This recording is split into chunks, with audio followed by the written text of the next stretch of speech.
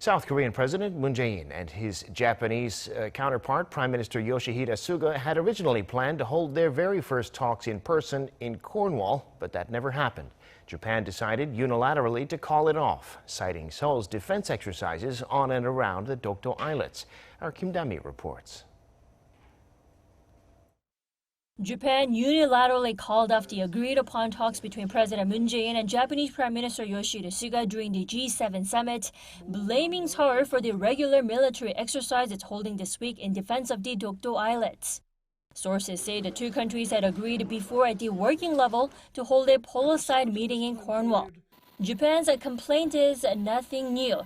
It often claims falsely that Dokdo is Japanese territory and the defense exercises are held twice every year. But it's unusual and considered senseless to cancel a discussion planned between the leaders of the two countries at such a high-profile venue.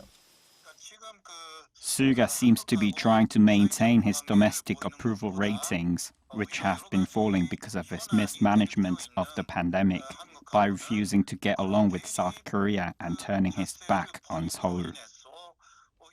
That lines up with what Suga said himself to reporters, that a summit with President Moon is off the table until the issue of Dokdo is, in his words, resolved. Seoul has tried to set up the two leaders' first in-person meeting to settle the long-simmering issues of Japan's system of wartime forced labor and sexual slavery. Rounding up his Cornwall trip in a social media post Sunday, Moon called the brief exchange of greetings with Suga a precious occasion which may serve as a new beginning in terms of South Korea-Japan relations. But he further expressed regret that the encounter with Suga did not lead to talks. Meanwhile, in Cornwall, the G7's joint communique urged North Korea to return to dialogue for the complete denuclearization of the Korean Peninsula. And welcoming the Biden administration's new North Korea policy, the G7 endorsed Washington's willingness to continue trying to engage with the regime.